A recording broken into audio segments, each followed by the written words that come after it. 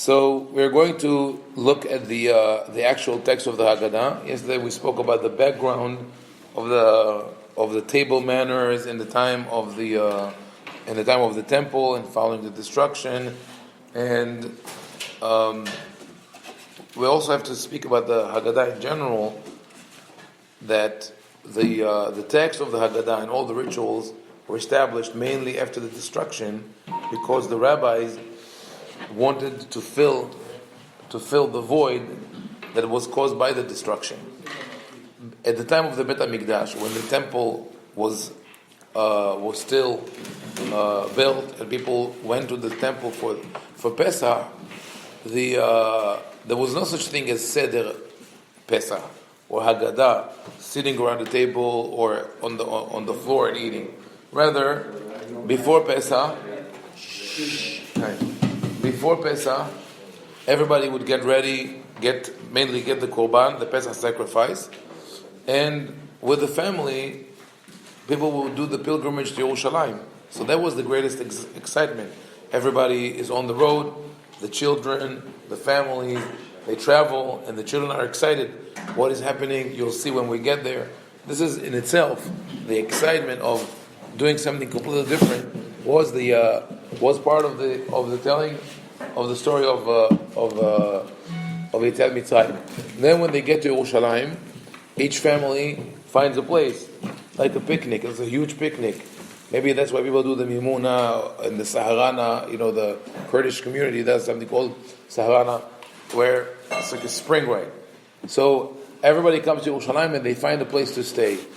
And there was a rule in Yerushalayim that at the time that you cannot charge people for rent. It was Airbnb for all. Like if you have a house in Yerushalayim, you have an extra room, people come for Aliyah L'Regel, for pilgrimage, can we stay over? Tfaddal, you have to open the door and let them in. But there was like a code of honor between the guests and the hosts, where the guests would give the hosts the hides of the korbanot, which was it's worth a lot of money. So whenever they bring a sacrifice, they give the hide to their host. So everybody enjoyed, nobody suffered. So that was a nice thing. This is the idea of welcoming. Everybody comes to Yerushalayim. They stay in the houses, on rooftops, on the hilltops, and they prepare the fire, the bonfire or the pit fire to roast the korban. They all go to the temple with the korban Pesach. They slaughter it, and they come back to their respective places to do the meal. And this is what the Gemara says: Kezait halela ufisha ufakara igra mehalela. Meaning that more or less people knew, with sundown, this is the time to eat the Pesach. They started the ritual of the holiday of Erev Pesach with eating, not with reading the Haggadah. So after everybody came back from the temple, they all set the fires, they roast the lamb or the kid, the young goat, and then they eat. And once they ate the korban with matzah and maror, which by the way, the matzah was a soft matzah, it was like pita, flat bread. So you wrap it with a little piece of the first wrap. They have a wrap it with the olafa, with the meat and the herbs, and they eat it, and then they say Hallel. So now imagine in Yerushalayim there are different estimates how many people. Some say tens of thousands, some say hundreds of thousands of people. It's like huge outdoor celebration with hundreds, let's say tens of thousands of people. When they start saying Hallel, they all join together. So the impact is like unbelievable. Everybody's singing Hallel from the rooftops together. That was the idea of Pesach. That was before the destruction. After the destruction, all that was gone. Because that's it, you have no Bet HaMikdash. You don't have the korbanot. And for a long time after the Churban, people weren't even didn't have the ability to do anything.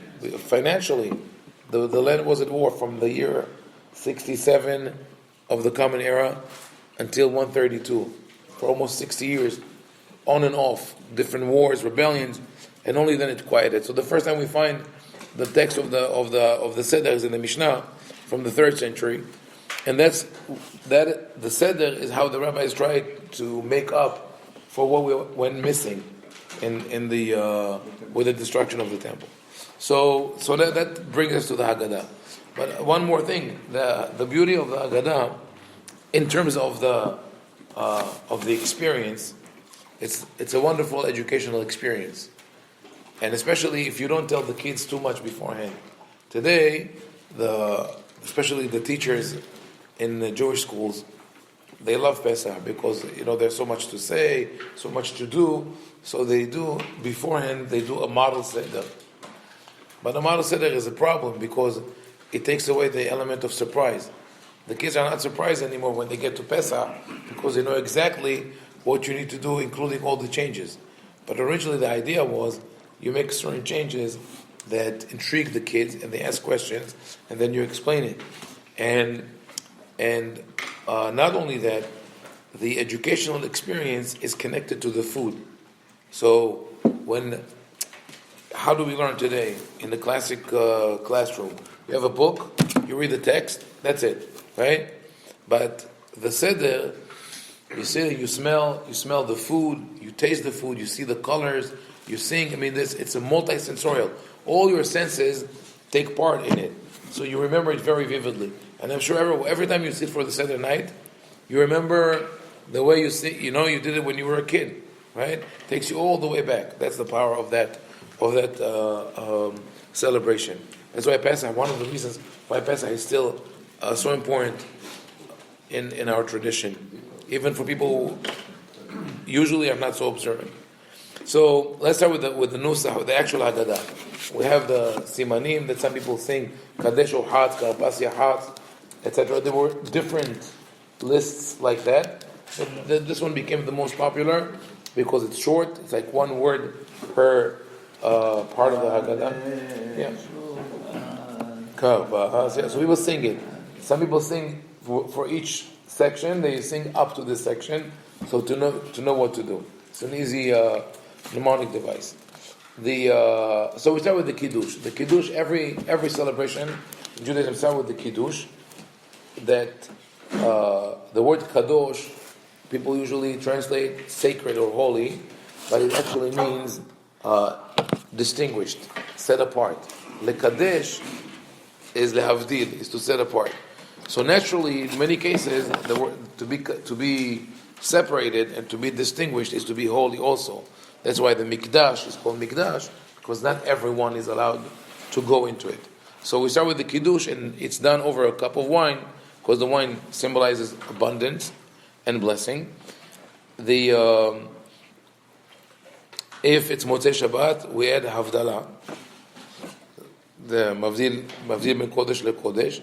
There's an ancient Nusach of the Havdalah that appears in the Haggadah in a manuscript, and it reads as follows: Baruch atah Hashem Elokeinu melech haolam, המבדיל בין קודש לקודש, בין שבת קודש ליום מקרא קודש. So, the praise Hashem separates the kedusha of Shabbat from that of Yom Tov, two different types of sanctity. בין הטמא לטהור, between the impure and the pure. בין הים לחורבה, בין המים העליונים למים התחתונים. That's just for the poetic. It just shows us that in the past people had different versions that we don't have today. Because whatever was printed in the books, that's what remained. So basically, it says God distinguished between the sea, right, the water, and the dry land, which refers both to the creation and to Kriyat Yam Suf when they went through dry land, between the upper waters and the lower waters, and that is a concept that appears in the Midrash, based on the pasuk in Bereshit. Even though we know today there's no water above heavens, but this is what people used to believe, that above the sky, they viewed the sky as some sort of a big,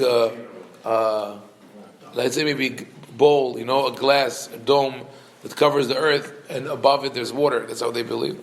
Ben Israel Agoyim, between the Am Israel and the nations, Ben Kedushat Shabbat Yom Tov. So we start with the kiddush. We do netilat. The way we do it today is we do netilat yadayim, and then eat celery, karpas. So why do we do that? As I mentioned yesterday, there was the custom in Eretz Israel at the time. You open the meal by eating vegetables, appetizers, until the main course is ready. Later on, when Jews moved to Bavel, the Bavlim, the Irakim, they didn't have this practice. They started the way Iraqis do until today by eating rice wrapped in pita, bread with bread. And on Pesach, rice wrapped in matzah. The Talmud says that Hanei Bavlaeti Psha'eh, the Achlena Hama Ben Hama. One of the rabbis from Israel went to Bavel. He says, I don't understand the Iraqis. They eat bread with bread. Like pita sandwich. You put pita in the sandwich and eat it. So the Bavlim did not know of that custom of dipping vegetables in vinegar or anything else. So they didn't do it.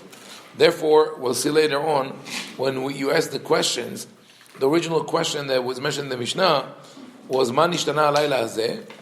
Why is that night different? Shebechol halelot anu betablin pa'am achat, alayla hazeh shtei pa'amim. All other nights we dip only once, but tonight we dip twice. Now, it's not about double dipping. When kids tell each other no double dipping, it's not about that. They mean that in the way the meal was conducted, you only had one round of dips, and then they take it away, the salad, and then you eat the main course. So to have another dipping in the middle of the Sauda was unusual. But the people in Bavel didn't understand the question. They said, "What do you mean every night we dip once? We don't." So they said, "Take it out, or write it differently." So they wrote, "All other night we don't dip, even once, and tonight twice." So one with a haroset. So we'll see it as we go through the questions that there were changes throughout the generations, depending on where you live. So originally people used to say bracha on the netilat yadayim. When you wash your hands to eat the celery, they used to say bracha. Today we don't say bracha.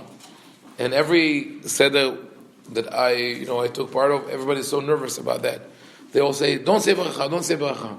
Because out of habit, you go to do netilat yadayim, and you say bracha. And then people come and say, oh, what a sin, you said Hashem's name in vain. You didn't have to say it, bracha levatala. But the truth is that the original minhag was to say it with the bracha. And one of the, in the some Ashkenazi communities, only the one who runs the Seder, the Baal Habayit, only he does netilat yadayim, and not the rest of the people. So different minhagim.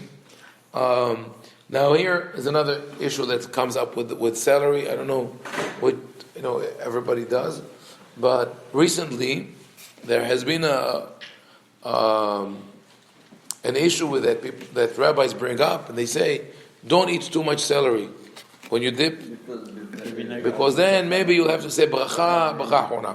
Okay. By the way, Ashkenazim don't dip celery. Some people use parsley. Even though it's called celery, karpas in Hebrew, they use parsley because they didn't have other vegetables in Europe. So what happens? Again, I know of families where they come to eating the celery, and they say you can only eat a small amount, so you won't have to say borei nefashot. So then they start measuring it.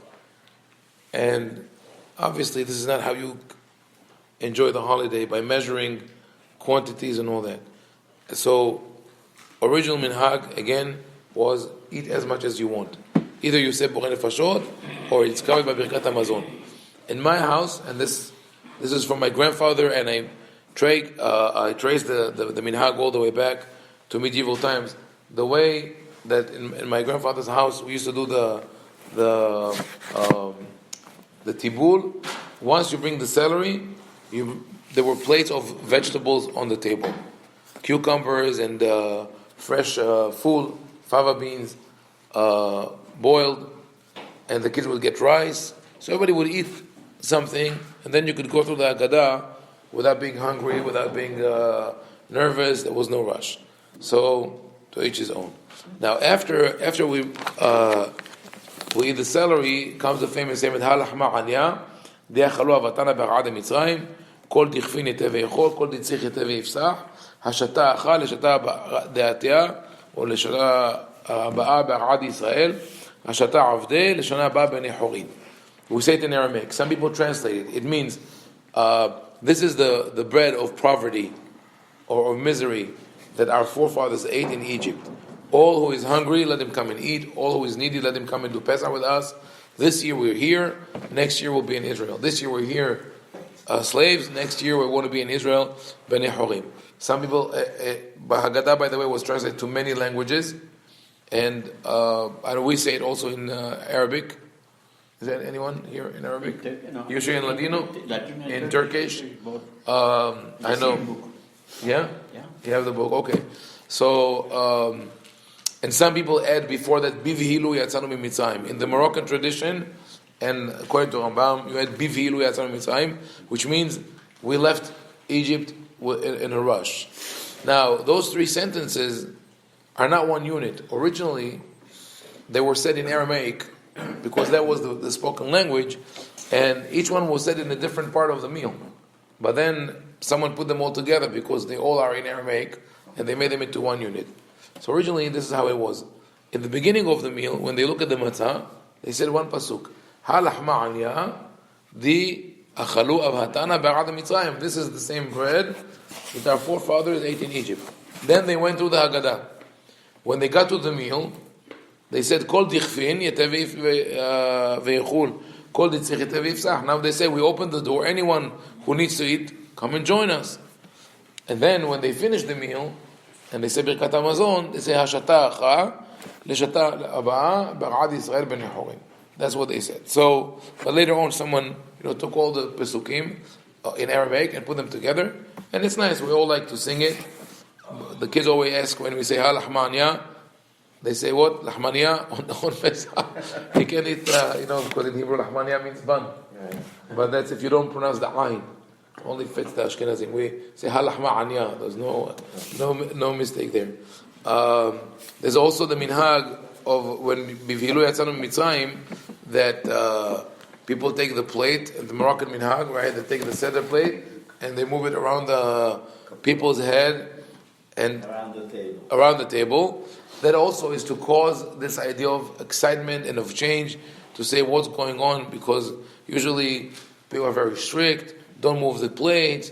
Don't go around the table. And all of a sudden you do that. So the kids ask, "What is going on?" They say, "Bivilu yatzanu mitzrayim." We left Mitzrayim in a rush, and sort of we had to pick up the food with the plate from the table and run away. Yeah. There's also a custom in Moroccan communities. My wife's family does that. That the bechor, only the firstborn, gets to eat an egg at that time. Is that you do the same? Do you crack it on the bechor's head also? No. Okay, I guess that's her father just invented this for fun, but some people do that. Anyway, the idea is that it's okay if you want to add some things that will cause the kids to ask questions. It's always a good idea, because the Pesach is meant to break the routine. So we'll stop here. We'll continue B'ezrat Hashem tomorrow with more text of the Haggadah. Baruch Adonai, la'olam amen v'amen.